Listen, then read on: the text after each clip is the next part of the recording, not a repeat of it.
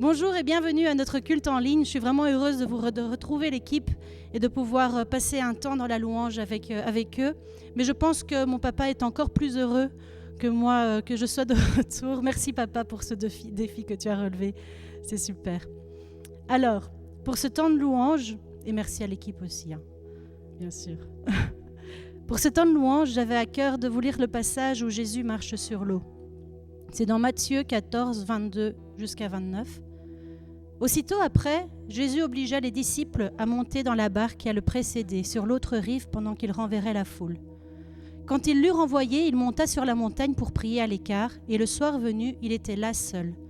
La barque se trouvait déjà au milieu du lac, battue par les vagues, car le vent était contraire. À la fin de la nuit, Jésus alla vers eux en marchant sur le lac.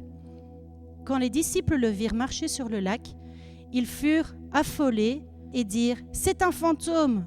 Et dans leur frayeur, ils poussèrent des cris. Et là, j'imagine des hommes baraqués, parce que ce sont des pêcheurs, ils ont des travaux durs, ils sont assez costauds, qui poussèrent des cris.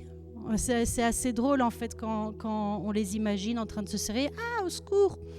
Mais bon, je continue. Jésus leur dit aussitôt « Rassurez-vous, c'est moi, n'ayez pas peur. » Pierre lui répondit « Seigneur, si c'est toi, ordonne-moi d'aller vers toi sur l'eau. » Jésus lui dit « Viens. » Pierre sortit de la barque et marcha sur l'eau pour aller vers Jésus.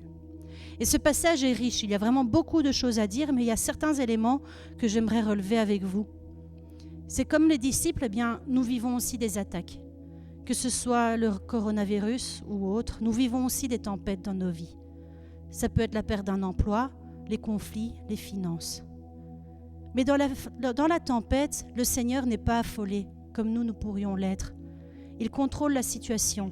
Il a tout entre ses mains. Il n'y a rien qu'il n'a pas prévu ou qu'il ne savait déjà.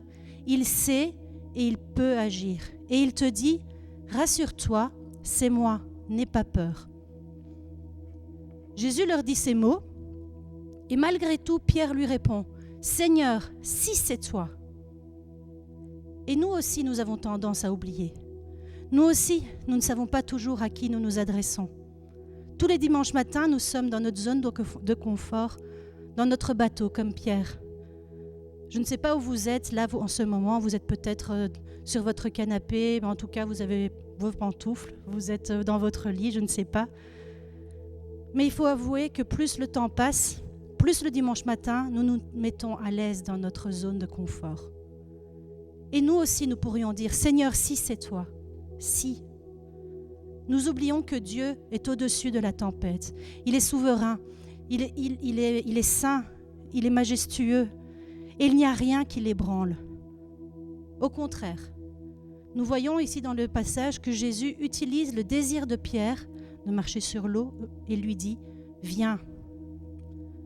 Alors ce matin, si tu as le désir de rencontrer Dieu, si tu as le désir d'avoir un cœur à cœur avec Dieu, sache que lui le veut aussi. Jésus veut te rencontrer et il te dit « Viens ». Mais Jésus veut nous faire sortir de notre zone de confort. Il ne veut pas que nous restions là à attendre simplement. Il veut que nous fassions le premier pas.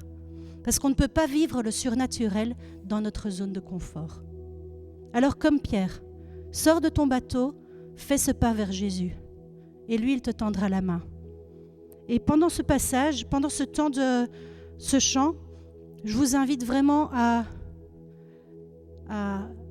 poser cette question au Seigneur, à dire, mais Seigneur, c'est toi. Mais si c'est toi, je veux te rencontrer ce matin. Et sortez de votre zone de confort. Si c'est de vous mettre à genoux, eh bien allez-y. Si c'est de vous mettre debout, eh bien allez-y. Élevez votre voix, poussez à l'Éternel des cris. Mais sortez de votre zone, car le Seigneur a vraiment envie de vous voir ce matin. Il a envie de vous parler, il a envie de vous rencontrer. Et pendant ce chant, vraiment, remettez votre cœur à lui.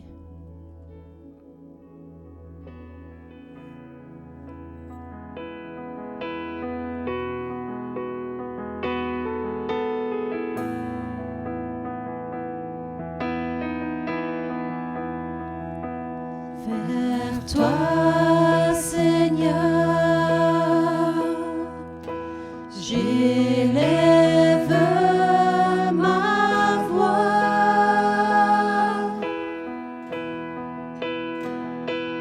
pour t'adorer,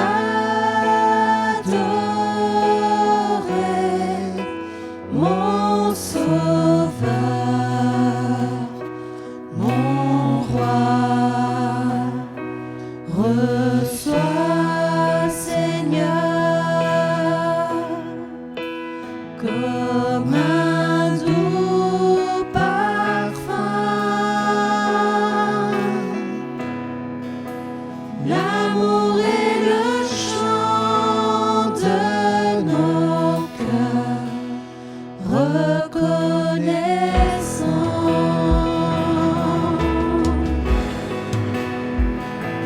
Vers toi, Seigneur, j'élève ma voix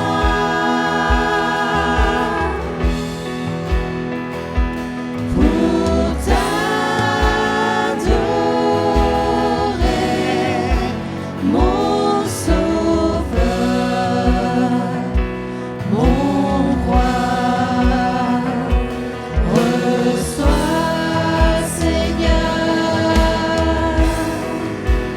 comme un doux parfum, l'amour est le chant de nos cœurs reconnaissants.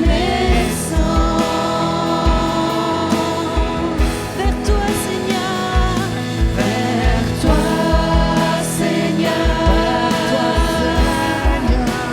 j'élève ma voix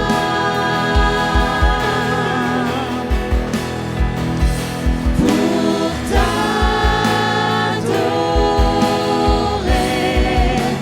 mon Sauveur,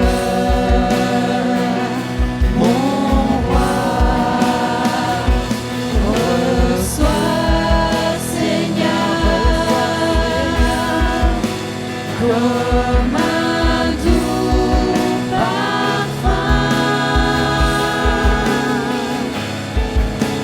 l'amour est le chant de nos cœurs. L'amour est le chant de nos cœurs.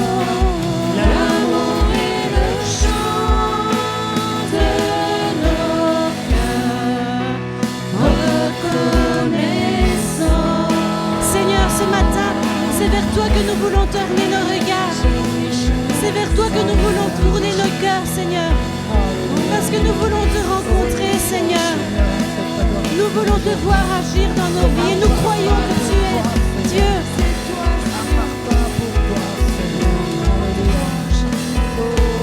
Nous ne voulons pas oublier qui tu es, Seigneur.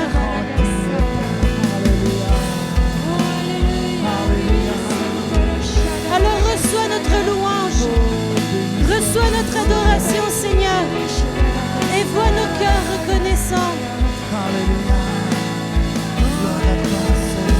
Tu es merveilleux, Seigneur, et avec toi nous ne manquons de rien. Et nous chantons ensemble. Vers toi, Seigneur, j'élève ma voix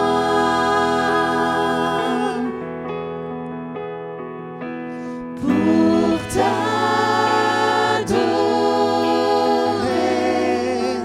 mon Sauveur, mon Roi. Reçois, Seigneur,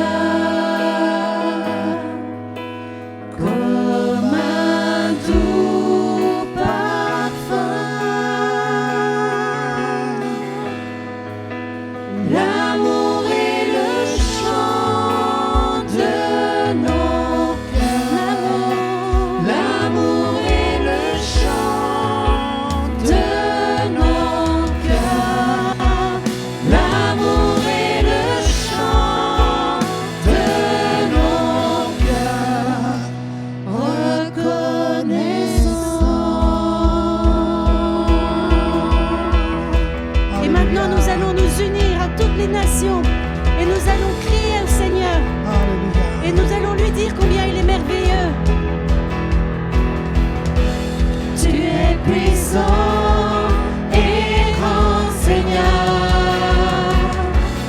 Tu es fidèle, tu le seras toujours. Nous te louons jour après jour. C'est pour ta gloire, ô Dieu, que nous vivons, que les nations se lèvent, que la création chante. Notre Dieu est si merveilleux. Nous le louerons ensemble, toujours et à jamais. Notre Dieu est si merveilleux. Nous irons où tu nous envoies. Tu es l'espoir pour les générations. Nous répondons à ton appel. Tu nous conduis dans le sentier de vie. Que les nations se lèvent, que la création chante. Notre Dieu est si merveilleux. Nous le louerons ensemble, toujours et à jamais. Notre Dieu est si merveilleux. Alléluia. Alléluia. Alléluia. Notre Dieu est si merveilleux.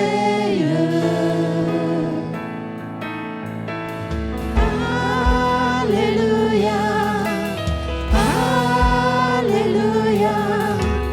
Notre Dieu est si merveilleux. Et nous chantons. Alléluia. Alléluia. Notre Dieu est si merveilleux. Si merveilleux. Alléluia. Alléluia. Notre Dieu est si merveilleux. Que les nations se lèvent. Que les nations se lèvent. Que la création chante. Notre Dieu est si merveilleux. Nous le louerons ensemble, toujours et à jamais. Notre Dieu est si merveilleux. Notre Dieu est si merveilleux. Notre Dieu est si merveilleux.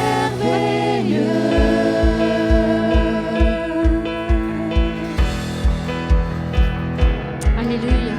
Et maintenant, nous allons proclamer tous ensemble que notre Sauveur vit.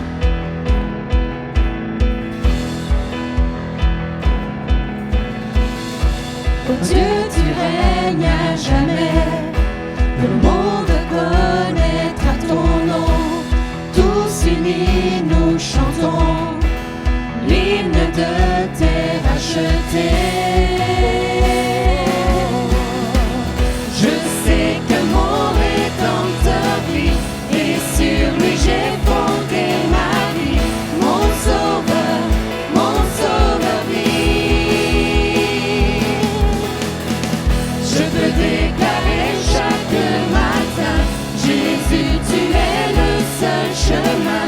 Mon Sauveur vit.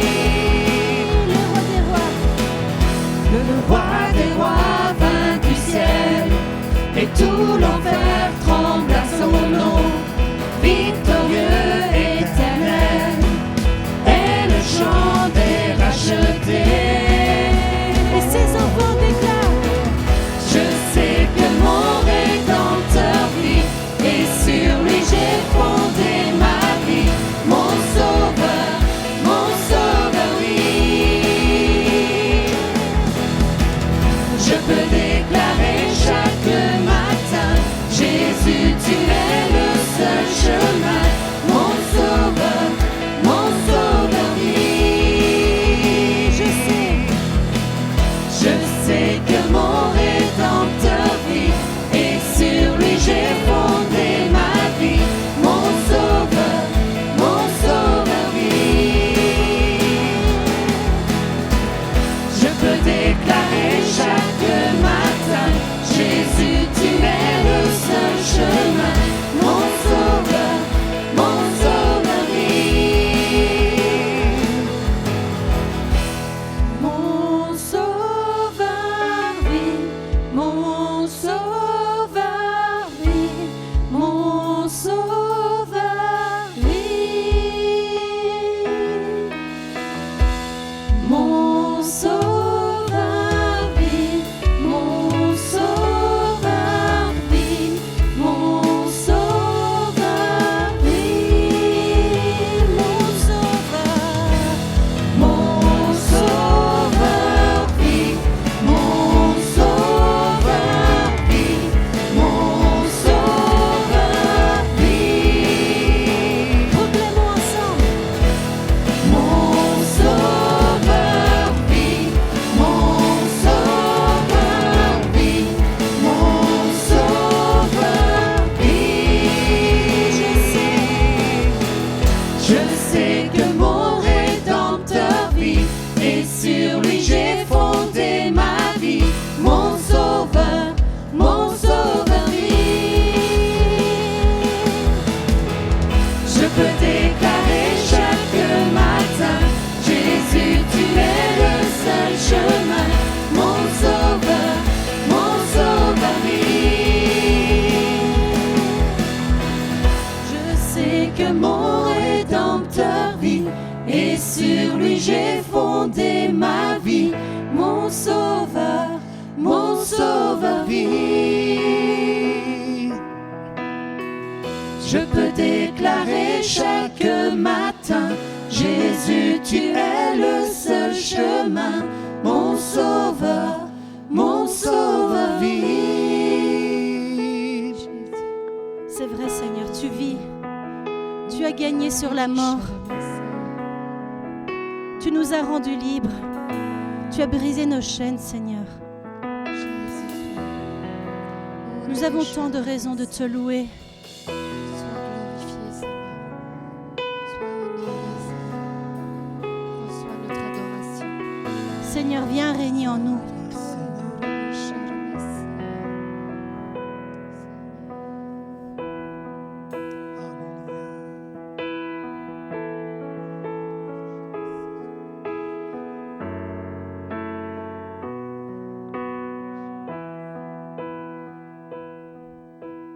Libre de nos chaînes, nous marchons vers toi. Ta main souveraine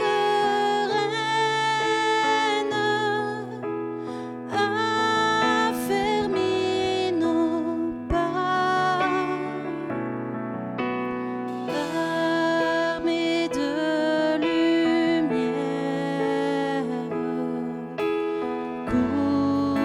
couronnée d'éclat, soyons sur la terre, messagers de joie.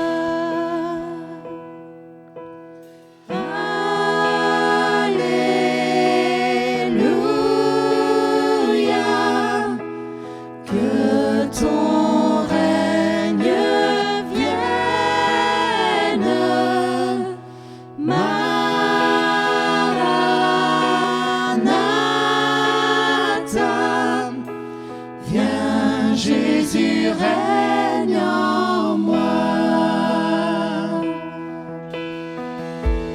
Libre de nos chaînes. Libre de nos chaînes, nous marchons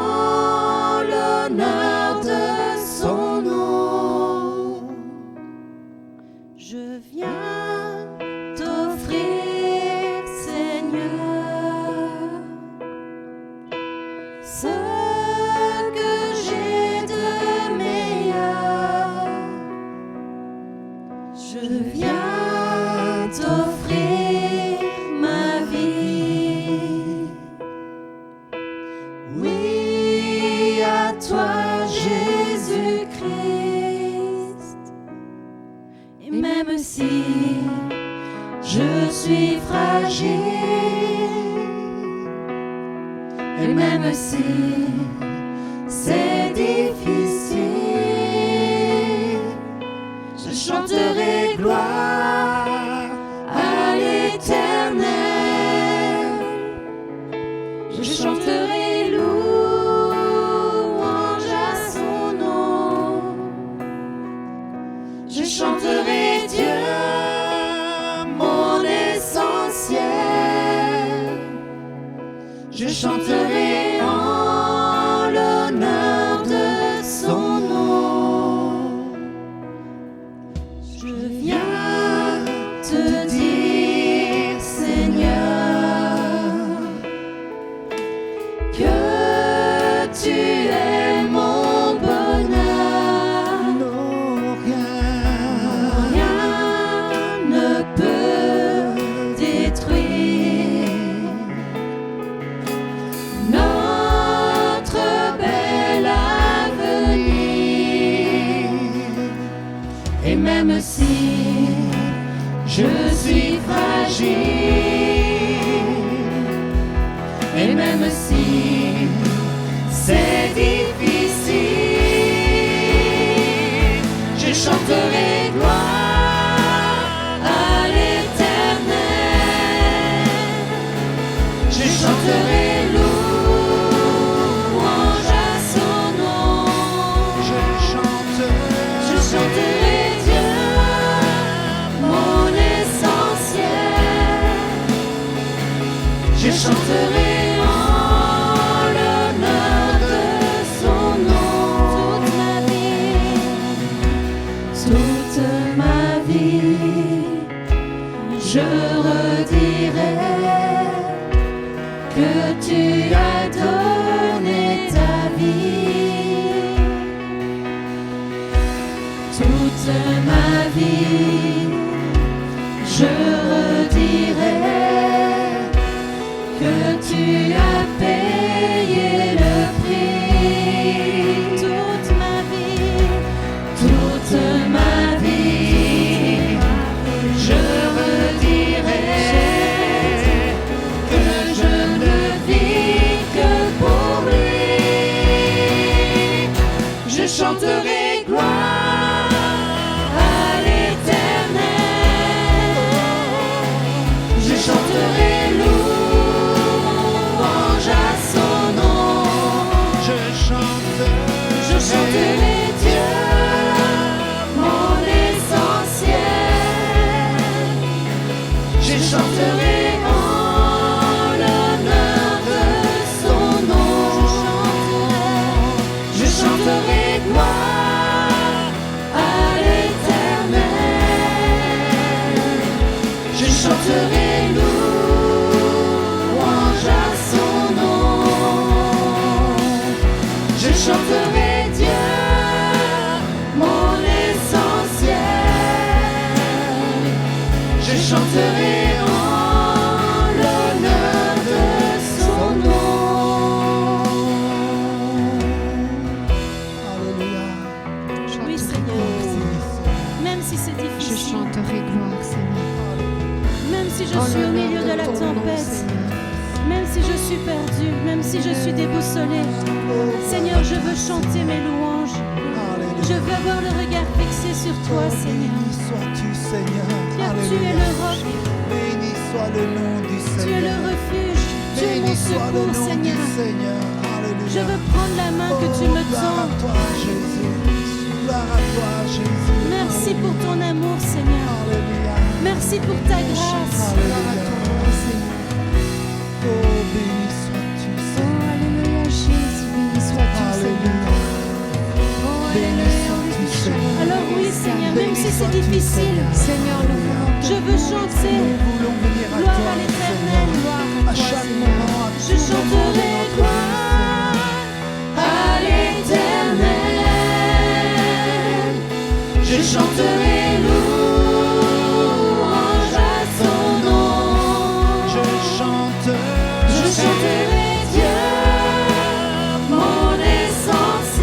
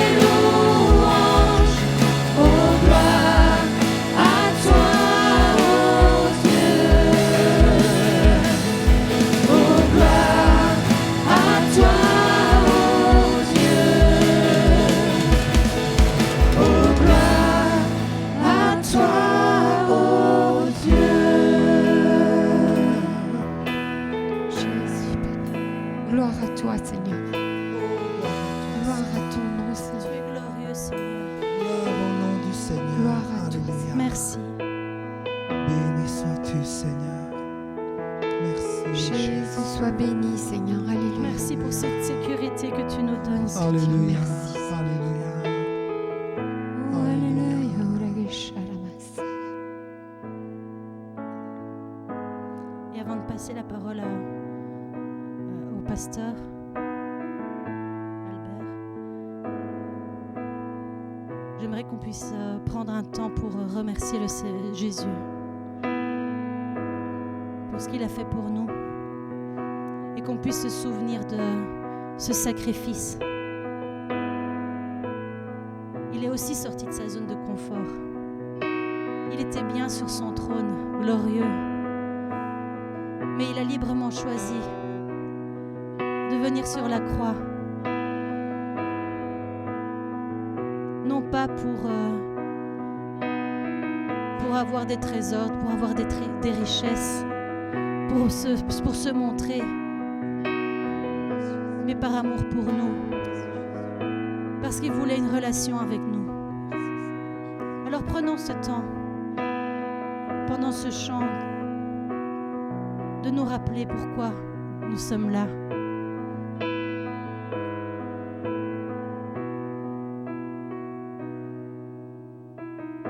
Seigneur, tu me cherches, tu me connais, et si je t'oubliais, je sais que tu m'aimes. Ta sainte présence, elle m'environne.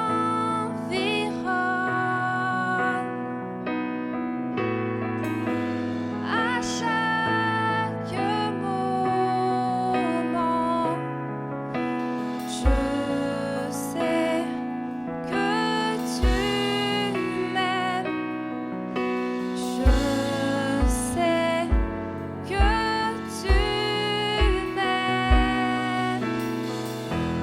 À la croix je me prosterne, où ton sang coula pour moi. Aucun amour n'est plus grand.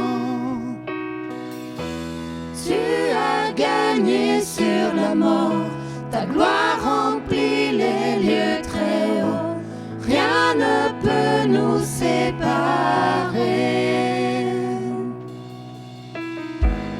Tu marches devant moi,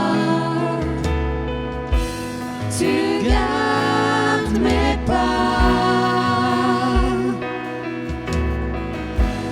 ta main me soutient.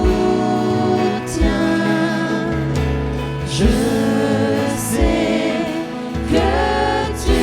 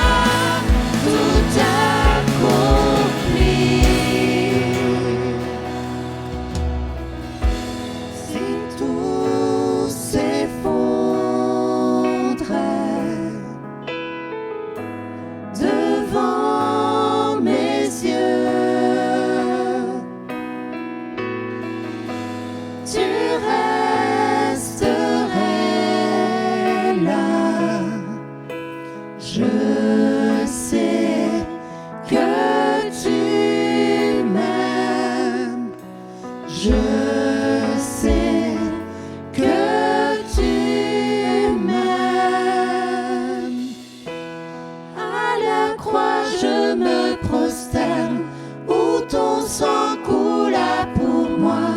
Aucun amour n'est plus grand. Tu as gagné sur la mort, ta gloire remplit les lieux très hauts. Rien ne peut nous séparer. À la croix je me prosterne, où ton sang coula pour moi. Aucun amour n'est plus grand.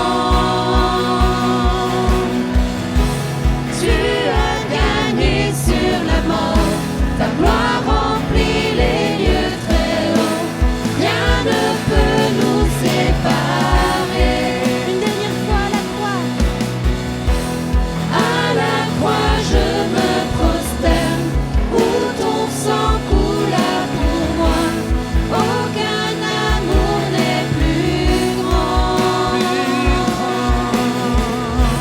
Tu as gagné sur la mort, ta gloire remplit les lieux très hauts. Rien ne peut nous séparer. Merci Jésus. Tu as tout accompli, Seigneur. Tu as tout accompli à la croix. Merci pour ton amour. Merci Seigneur. C'est vrai, Seigneur. Sur la croix, ton sang a coulé pour moi. Il n'y a aucune preuve d'amour qui soit plus grande que celle-ci. Et nous venons avec nos cœurs reconnaissants, Seigneur. Mais tu ne t'es pas arrêté là. Tu as gagné sur la mort. Le mal n'a plus aucune emprise sur nous. Tu as rétabli, Seigneur, notre relation.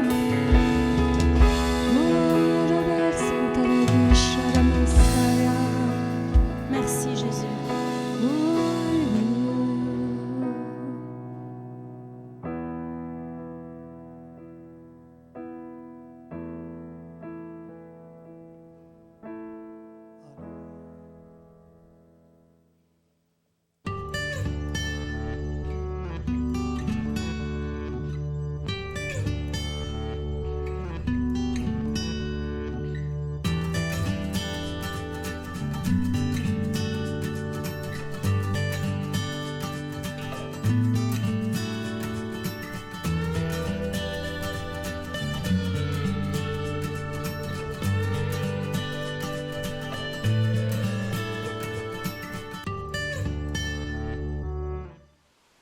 Bienvenue à chacun. Merci au groupe de louanges de nous avoir conduits dans la présence du Seigneur pour goûter son amour et exprimer notre reconnaissance. Je tiens tout particulièrement à remercier l'équipe de l'école du dimanche pour la leçon de dimanche passé. Sans savoir que je préparais déjà ma prédication, ils ont raconté l'histoire du fils prodigue que j'apprécie tout particulièrement. Je vous invite d'ailleurs à l'écouter ou la réécouter, je l'ai fait à plusieurs reprises. Merci à Sophie pour ta spontanéité et à Mia pour la joie de ta participation. Cette parabole m'a rappelé de bons souvenirs, elle m'a rappelé d'un moment où j'ai été invité comme orateur par un prêtre pour un séminaire pour adultes. Le prêtre était professeur dans une école et nous invitait souvent à venir donner un témoignage. Et j'ai eu beaucoup de joie à partager cette parabole avec lui. J'apprécie particulièrement les étapes par lesquelles le fils prodigue passe depuis qu'il part de la maison jusqu'à son retour. J'ai pu y parler de son départ, de son péché, de la réalisation de son éloignement de Dieu, de ce sentiment de famine spirituelle et de l'étape où il rentre en lui-même et prend une décision et il se convertit en faisant demi-tour pour revenir au Père. Puis, il y a bien sûr le moment qu'on oublie souvent, c'est celui où le Père le prend dans ses bras et le déclare fils. On retrouve les 3 grands thèmes de la vie chrétienne, du début de la vie chrétienne, la repentance, la conversion et la nouvelle naissance proclamée par le Père parce qu'elle est l'œuvre du Saint-Esprit. Lisons ce passage. Quand une grande famine touche le pays, et il commence à se retrouver dans le besoin. Il trouve un emploi auprès d'un habitant du pays qu'il envoie dans ses champs pour garder les cochons. Il aimerait tellement recevoir à manger, mais personne ne lui en donna. Alors il se dit « Combien d'ouvriers de mon père ont du pain en abondance, et moi ici, je meurs de faim. » C'est décidé, j'irai voir mon père et lui dirai « Père, j'ai péché contre le ciel et envers toi. Je ne suis plus digne d'être appelé ton fils.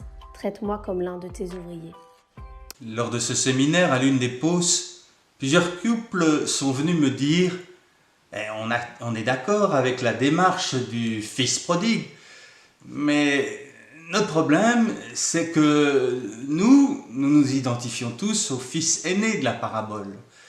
Nous sommes nés dans l'Église depuis toujours et nous servons l'Église et aucun de nous n'a abandonné la maison de Dieu. Que répondre à ce moment-là?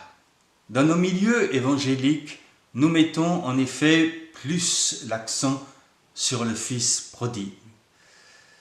Mais ça risque d'être réductif, car l'amour de Dieu s'adresse à tous. Et Dieu veut sauver les fils prodigues, mais aussi les fils aînés. D'une manière surnoise, il y a comme une lutte entre ces 2 frères qui sont mentionnés dans cette parabole. Et on voit bien que Jésus choisit 2 groupes bien distincts. D'une part, se trouve celui qui a tout rejeté venant de son père. Il a même jusqu'à demander tout son héritage pour le dépenser totalement. Et de l'autre côté, il y a le fils aîné qui sert son père, mais avec le désir secret d'être aimé pour ce qu'il fait, non pas pour ce qu'il est vraiment. Ce que le fils aîné se résume à une liste de choses à faire ou à ne pas faire pour obtenir l'amour du Père. Donc il est clair que Jésus donne cette parabole dans un contexte particulier où les religieux de l'époque, les légalistes, comme on les appelait, comme le fils aîné, contrôlaient la vie spirituelle en Israël et ils étaient jaloux de voir les publicains et les gens de mauvaise vie, ceux qui n'avaient pas de loi, les sans loi, revenir à Dieu et recevoir la grâce de Dieu.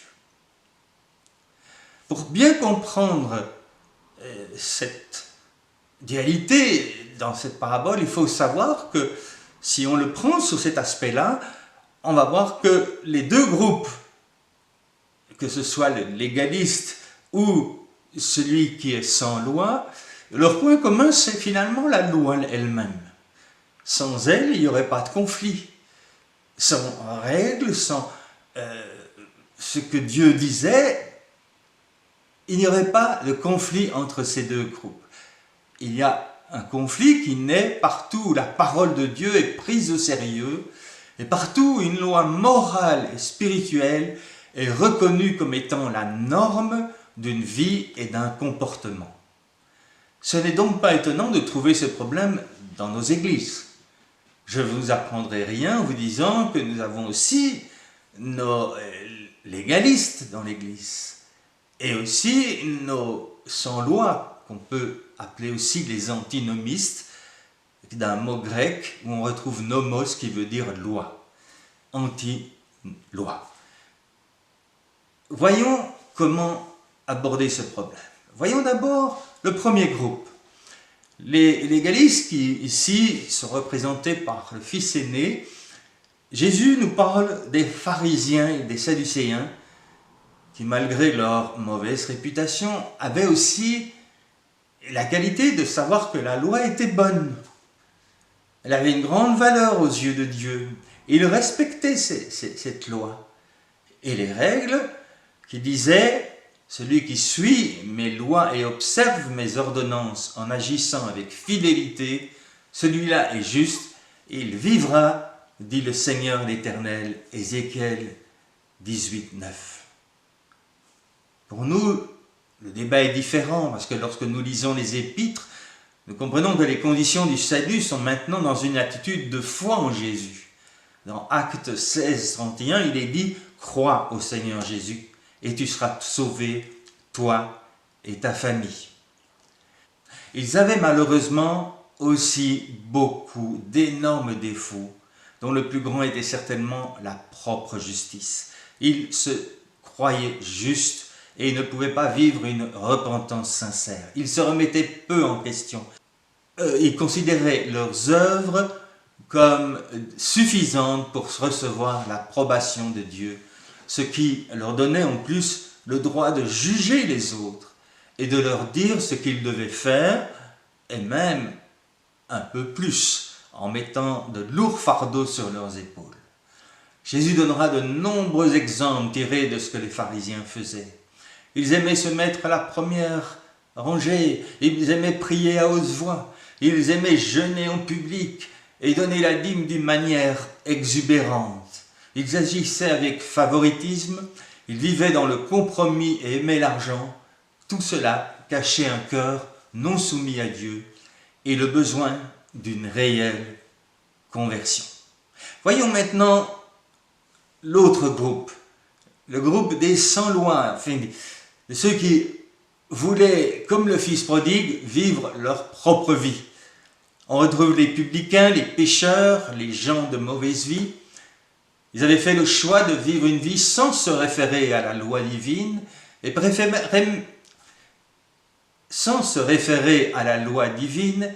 préféraient mettre leurs valeurs en priorité. Les pharisiens les dédaignaient et parlaient d'eux essentiellement comme des samaritains, des gens de mauvaise vie. Ces gens savent qu'ils sont pécheurs, ils savent qu'ils sont damnés, sans bénédiction, ils vivent dans le mensonge, l'amertume, ne parviennent pas à pardonner ni à aimer leur prochain.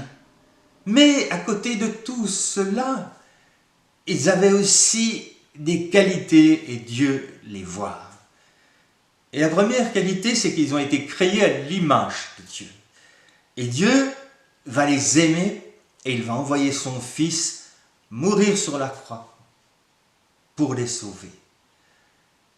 Deuxième qualité, ils avaient un immense besoin d'amour et d'être acceptés comme cette femme pécheresse qui vient pleurer aux pieds de Jésus et par cet amour-là va recevoir le pardon. On pense aussi à Zachée qui a voulu voir Jésus et qui a été monté dans l'arbre et qui se finit par se repentir et vouloir réparer sa faute. On pense aussi au brigand sur la croix qui est conscient de son péché et qui demande la grâce du roi qui se meurt à côté de lui. On oublie parfois que certains des premiers apôtres étaient des collecteurs d'impôts, des collabos si on pouvait dire, ou des pharisiens tellement zélés qu'ils tuaient les premiers chrétiens, comme Paul de Tarse. Parlons maintenant du conflit qui s'est développé entre ces deux groupes, les légalistes et les sans-loi. Si on lit bien la parabole du fils prodigue, on voit qu'aucune relation n'existait entre ces deux frères. Lorsque le premier s'en va en demandant son héritage, il ne pense pas à son frère aîné. Et lorsqu'il revient, le frère aîné le traite de « ton fils » en parlant à son père, sans penser au changement qui s'est produit dans son cœur. Il semble qu'il est incapable de se réjouir du retour de son frère cadet. Il y a comme deux groupes là, et ce conflit existe. Et comment le vivre? Comment réagir dans l'Église? On va voir que ce conflit existe depuis longtemps, depuis que certains hommes ont remis l'accent sur la grâce de Dieu, source du salut, et c'est déjà au IVe siècle avec Augustin, eh bien, il s'est créé un conflit majeur entre les tenants d'un christianisme basé sur le respect des lois données par Dieu et ceux qui proclamaient la grâce de Dieu comme source du salut. Donc, d'un côté, ces chrétiens traitaient les autres d'antinomistes, donc contre la loi, et les seconds traitaient les premiers de légalistes, car trop attachés à la place de la loi dans la Nouvelle Alliance. Il est inutile de préciser que les deux camps ont fini par s'excommunier et se traiter de fils du diable et bien d'autres mots très gentils.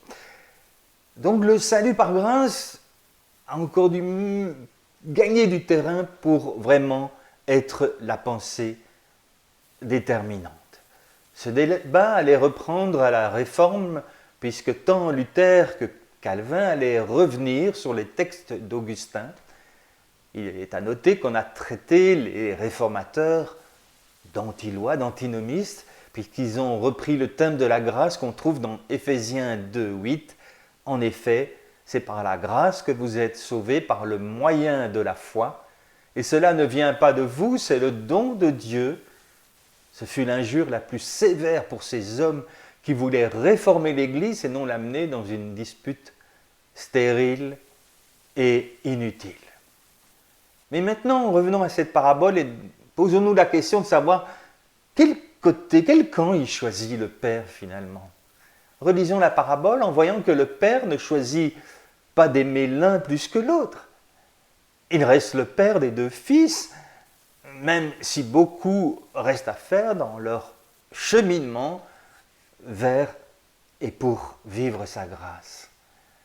Avec le fils cadet, il va l'accompagner dans la découverte de la grâce qui va le ramener à la maison, et c'est au souvenir de cet amour du Père qu'il reprend courage et confiance, et qu'il retrouve foi, et qu'il est prêt à confesser ses péchés et à retrouver une place de serviteur qui vaut mieux que la misère physique et spirituelle qu'il vit loin de la maison. Et quand le Père voit ce fils revenir, il est dit qu'il courut se jeter à son cou et l'embrassa en Luc 15:20. Notons la place de la grâce dans cette démarche.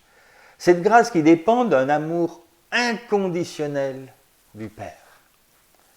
Et d'ailleurs, il l'interrompit même dans son discours pour le prendre dans ses bras et dire: Père, j'ai péché contre le ciel et envers toi.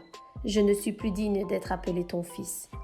Mais le Père dit à ses serviteurs: Vite, apportez les plus beaux vêtements pour l'habiller, mettez-lui une bague au doigt et des sandales aux pieds.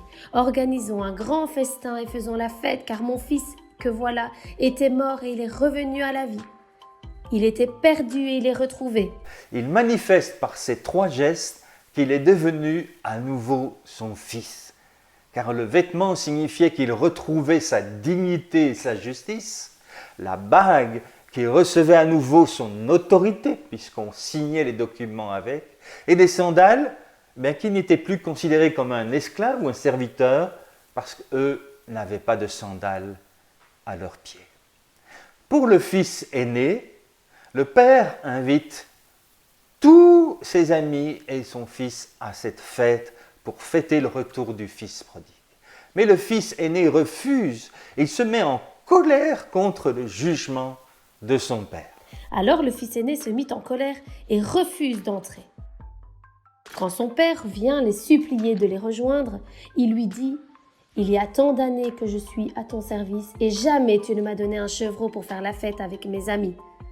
Mais quand ton fils revient après avoir dépensé tout son argent n'importe comment, tu fais tuer pour lui le veau gras. » Le père répond: « Toi, mon enfant, tu es toujours avec moi, et tout ce qui est à moi est à toi.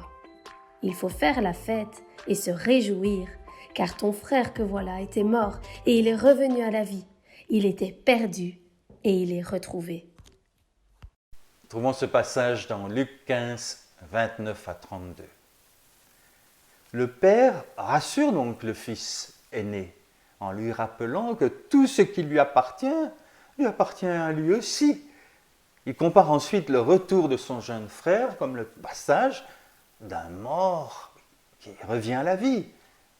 Cela lui a-t-il fait changer d'avis? La parabole n'en dit rien. On peut dire donc que le Père prend parti pour la vie.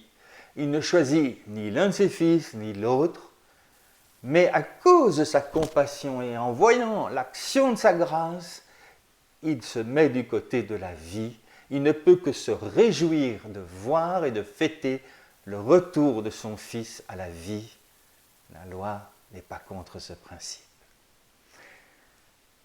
Je vous propose maintenant d'aborder la racine du problème.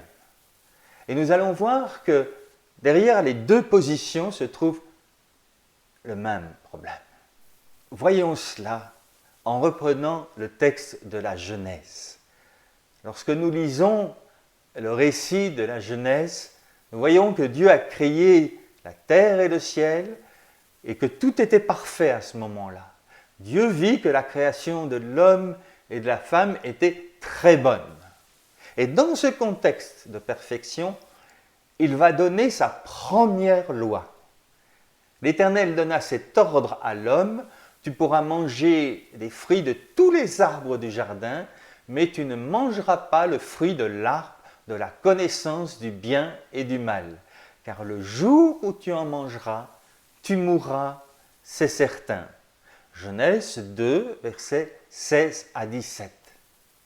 Dieu vient de donner le cadre dans lequel la relation entre lui et l'homme et la femme va pouvoir se développer. On ne peut pas séparer la loi de l'amour de Dieu pour sa création.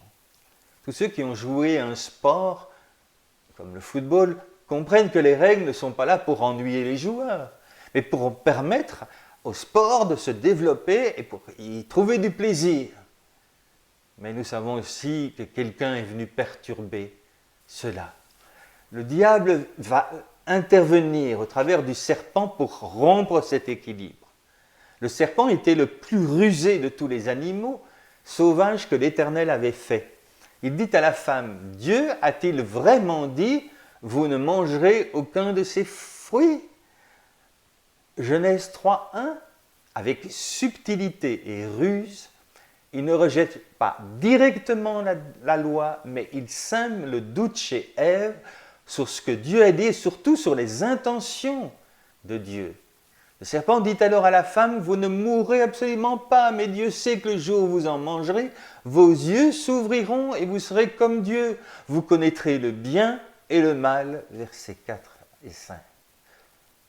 La rupture de la relation avec Dieu et le péché qui suit n'est pas dans la loi, mais il est dans, selon Satan, les motifs égoïstes qui poussaient Dieu à choisir de garder les fruits pour lui tout seul.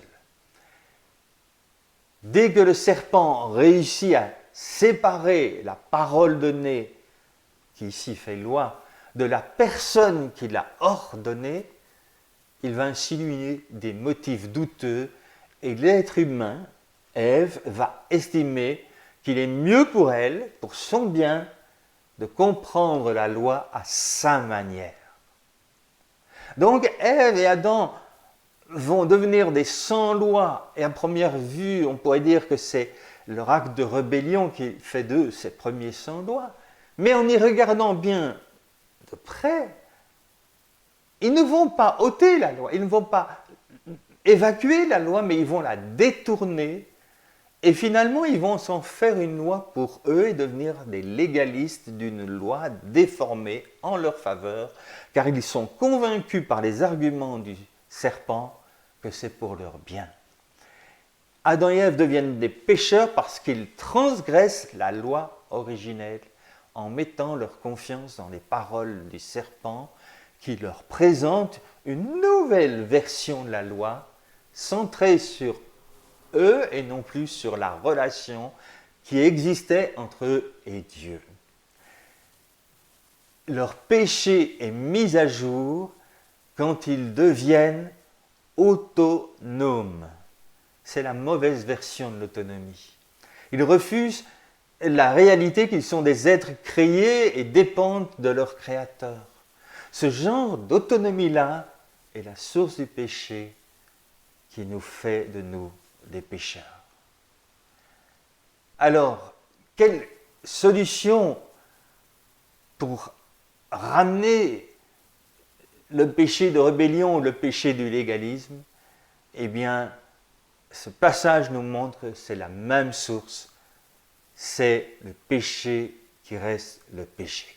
Donc, comment régler alors le problème de ce légalisme profond dans la vie de nos églises?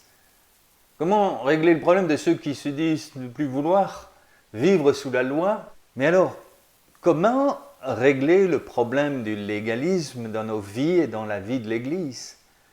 Comment régler aussi le problème de ceux qui se disent que nous ne sommes plus sous la loi et qui en profitent pour vivre une vie dissolue et contraire à la sainteté de Dieu? Nous avons montré que la racine de ces deux attitudes se trouve dans la relation faussée que les hommes ont avec leur Créateur. Dès que notre vision et notre perception de Dieu est faussée, nous succombons à l'un ou à l'autre des travers. Voyons maintenant quelle est la réponse que Dieu nous offre et que la seule réponse de Dieu se trouve dans sa grâce. En accomplissant la loi, en venant dans une chair semblable à la nôtre, Jésus a condamné le péché et nous offre une nouvelle vie libre des exigences de la loi. La loi et la grâce sont alors parfaitement réconciliées à la croix. Nous sommes morts au péché lorsque nous naissons de nouveau et nous pouvons demeurer en Christ et lui en nous avec sa puissance qui a vaincu le péché et qui nous donne la force de respecter ses commandements. De même, mes frères, vous aussi vous avez eu par là le corps de Christ, vous avez été mis à mort en ce qui concerne la loi. Romains 7, verset 4 et Romains 13, 10 nous dit « L'amour ne fait pas de mal au prochain, l'amour est donc l'accomplissement de la loi. » Jésus nous a promis et nous a donné un commandement nouveau. Tu aimeras ton prochain comme toi-même. Matthieu 20, 40. Si vous gardez mes commandements, si vous demeurez dans mon amour, de même que j'ai gardé les commandements de mon Père et que j'ai demeuré dans son amour. Jean 15, 10. La grâce de Dieu est vraiment la réponse aux pécheurs. Déjà, Hébreux, verset 10 du chapitre 8, nous dit « Mais voici l'alliance que je ferai avec la maison d'Israël. En ces jours-là, dit le Seigneur, je mettrai mes lois dans leur esprit et je les écrirai dans leur cœur et je serai leur Dieu et ils seront mon peuple. » C'est donc en étant rempli de la grâce de Dieu par son esprit que le conflit entre ces deux branches vont trouver leur solution. C'est par la grâce que l'un et l'autre vont comprendre qu'aucun effort personnel ne peut améliorer notre salut et nous libérer du péché. Car la loi de l'esprit de vie en Jésus-Christ m'affranchit de la loi du péché et de la mort. Romains 8, 2. D'ailleurs, le fils prodigue fut lui aussi tenté par le légalisme en espérant être accepté comme esclave pour prouver qu'il mérite à nouveau l'amour de Dieu. Mais le Père refuse et il l'accueille et il lui fait grâce sans condition. Le frère aîné, lui, n'a pas connu la grâce. Malgré les nombreuses années passées auprès de son père, il vit dans cette maison, il vit avec tout ce qu'il faut, mais jamais il n'a vécu la grâce de Dieu à cause de son légalisme. En conclusion, nous pouvons dire, si tous les deux avaient saisi la grâce de Dieu, ils auraient pu y aller ensemble, se réjouir d'être fils, quel que soit leur passé. Mais ce ne fut pas le cas. Et c'est malheureusement souvent pas encore le cas. L'offre du salut par grâce, l'offre de recevoir ce joug qui est léger, qui n'est pas lourd et qui permet d'obéir à la loi de la liberté, la loi de Christ.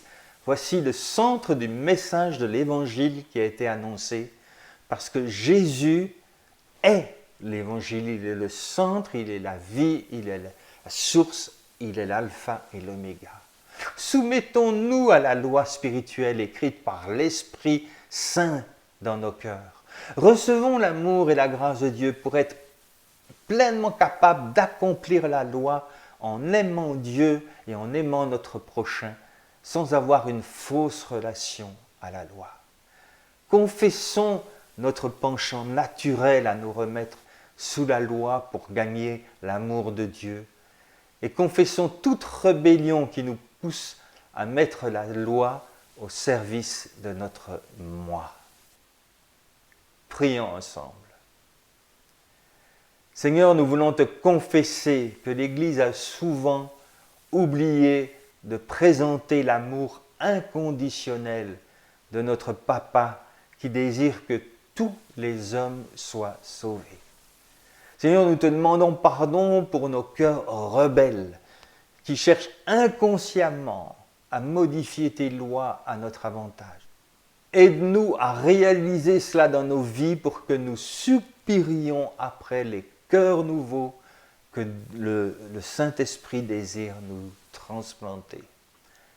Père, nous voulons accueillir la loi de Christ et lui obéir pour t'aimer de tout notre cœur, de toute notre âme et de toute notre force, et d'aimer notre prochain comme nous-mêmes. Garde nos cœurs, Seigneur, garde-les près de toi, et qu'ils demeurent en toi afin de n'offrir que des vies qui te soient agréables. Au nom de Jésus-Christ. Amen.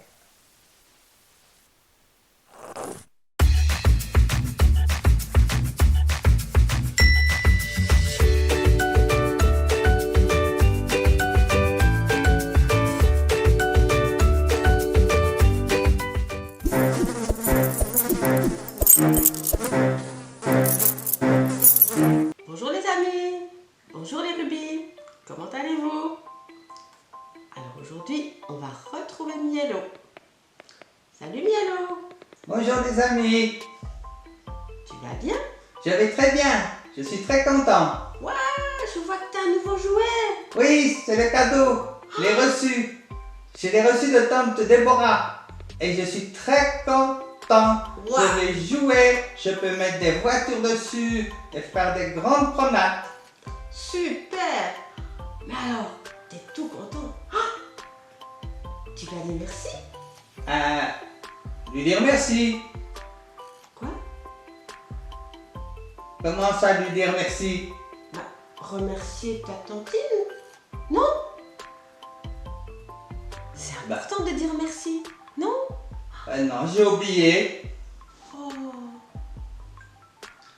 Ah, dis donc. Tu crois que c'est important? Ben, bien sûr.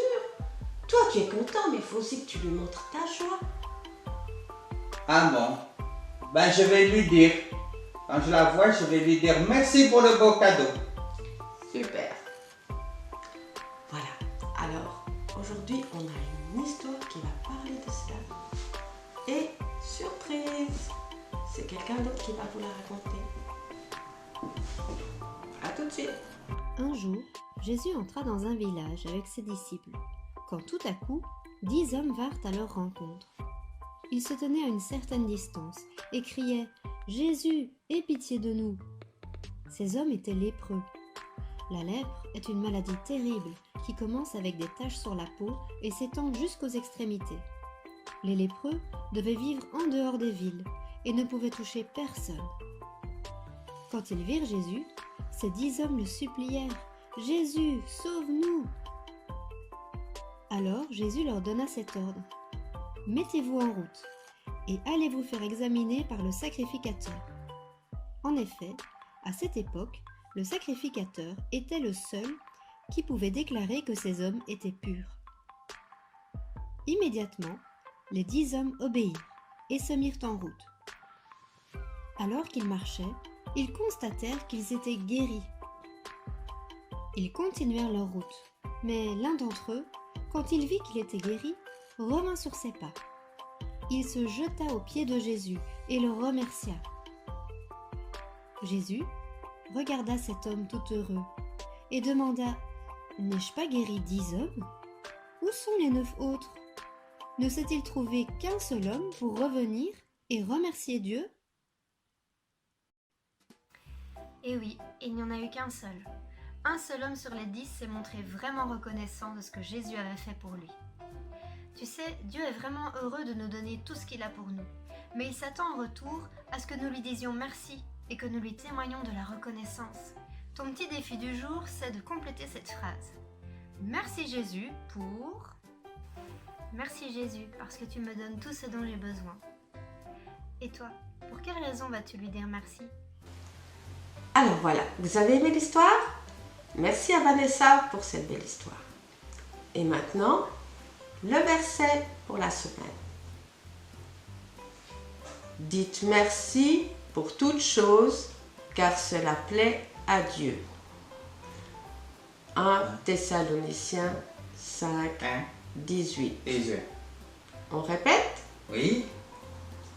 Dites merci pour toutes choses, car cela plaît à Dieu. 1 Thessaloniciens 5, 18. Encore une fois. Dites merci pour toutes choses, car cela plaît à Dieu. 1 Thessaloniciens 5, 18.